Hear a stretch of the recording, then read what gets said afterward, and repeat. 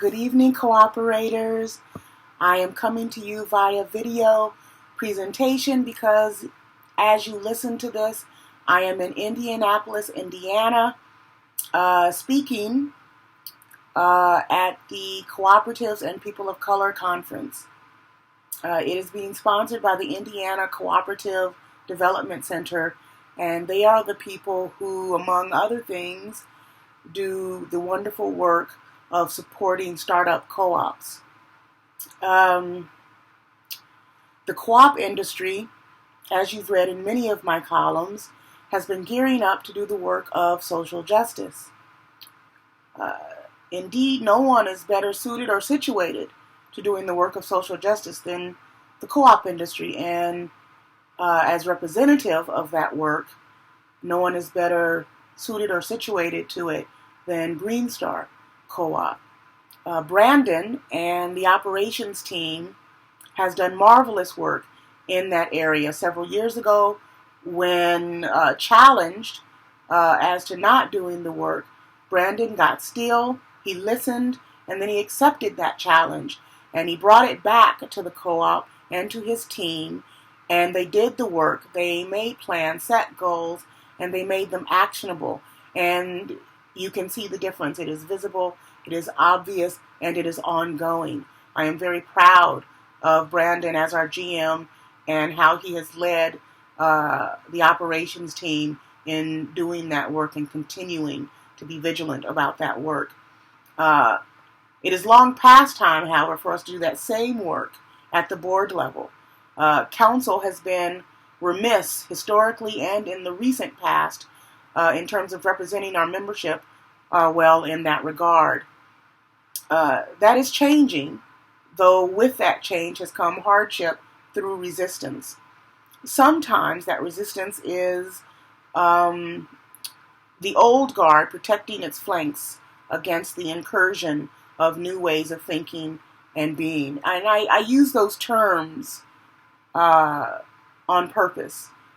They sound a bit warlike, don't they?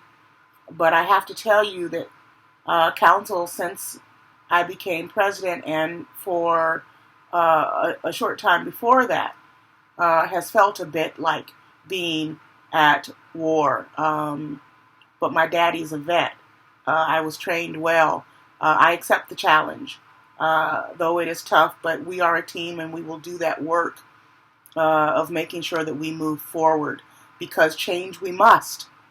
I'd love it if we could all move forward together, but I acknowledge that sometimes that just isn't possible. Ideally, what we want is for us all to move together, to move forward together, and support each other in ways that make sense. For instance, the people who came before supporting and mentoring the people who have come since, making plans for the people who will come after. That has not been happening, and in fact it has led me to ask certain questions. What of the people who don't seem to be able to adjust to necessary or desired change?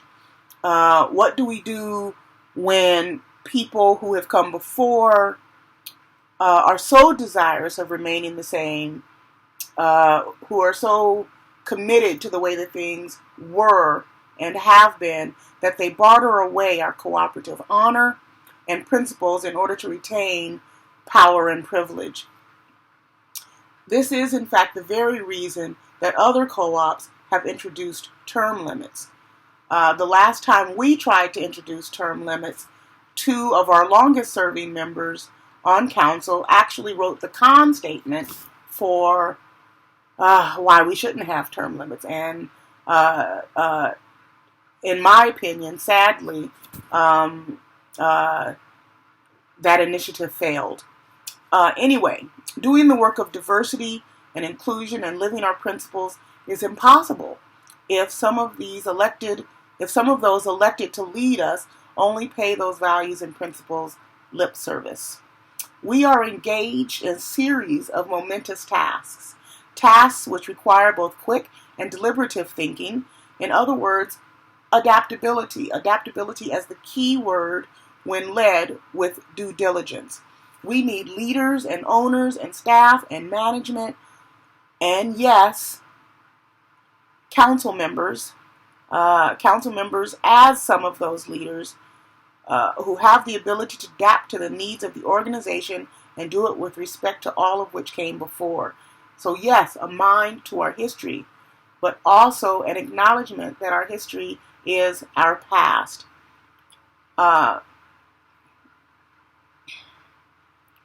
So what do we do about now? What do we do about our right now? What do we do about our future? Because our future, as a sustainable, thriving co-op, requires strategic planning. And our strategic thinking and planning requires vision. And our vision requires that we constantly examine it and look at it through new eyes. And that means new bodies and voices at the table who think new ways, have fresh ideas, have different ways of approaching issues and initiatives and problems. Finding our place on that spectrum and continuum and working as leaders in concert toward sustainable success seems best. Nelson Mandela said there is no easy walk to freedom anywhere. I like that word, freedom. It's been bandied about a lot lately and what it means. In the cooperative industry, I think it means one person, one vote. It means democratically owned and operated. It means that though you elect us to lead as your board members, we do it in consultation and with guidance from the rest of the team. It means we do it with an eye to our future and what it will take to sustain that. It means that we vote for those who best represent our needs and our desires with respect to the co-op. It means that we celebrate difference and we celebrate the ability to choose to be different. It means that we celebrate the freedom to move forward and, yes, away from privilege and power. Yes, this is a serious time, but we also have the opportunity to experience joy. Joy in participating in this important work and making it open and welcoming to all of its members and the wider, larger community.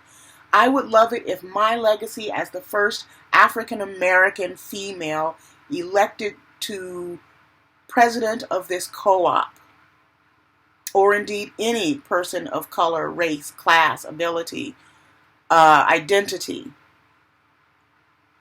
if that legacy included making sure that more people of color, more people with small children, more people with new ideas, new ways of leading, leadership styles were recruited and made welcome at the board level. But for that to happen,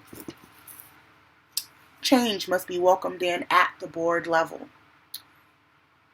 Council members must believe in and support this type of change, and they must support it without mocking, bullying, or attempting to co-opt others' work, because that too is an issue. Historically, people of color, people who identify differently, women have had their work, their energy, their efforts, their ideas co-opted and spoken of and recorded in the books, in the record books, by the current power structure, and essentially stolen from them.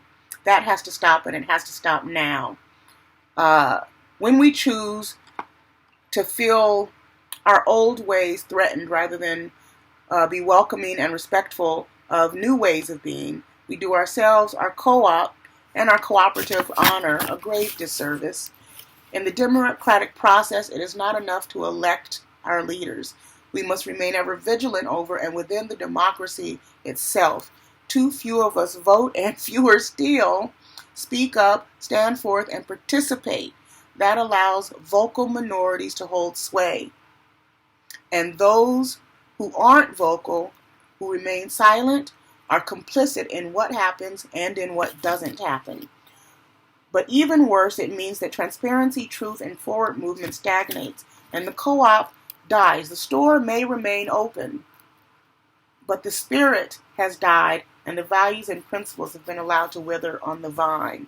We're a team, Green Star. We are a team effort. Economically, we have immediate concerns to address. Loans, patronage, expansion, member loan campaigns. These efforts are crucial to Green Star's survival and its ability to thrive. They are necessary to building a strong, economically thriving community. This is not the time to look at the world or our co-op through rose-tinted glasses, but as we really are. The privilege and power and tactics of the old guard to remain where and how we are and how we've always been must constantly be challenged in the same way that new ideas must constantly be challenged. When you get the opportunity, please vote yes for patronage refund. We need it. When you have the opportunity, please vote yes for expansion, because our current infrastructure won't support anything else. When you have the chance, please, with your voice and your actions, vote against complicity and privilege. I'm thinking of all of you and the task before us. I'm speaking for our values and principles here in Indianapolis. I recognize, acknowledge, and appreciate your loyalty and service to our co-op. And I respect that I do my best work and leadership by standing on your shoulders, by standing on the shoulders of people who embrace change, support our efforts, and continue the teamwork of cooperation. I am deeply grateful and appreciative of the opportunity you have given me to serve our co-op and our community. I am sending love to you all in cooperation. Have a great night.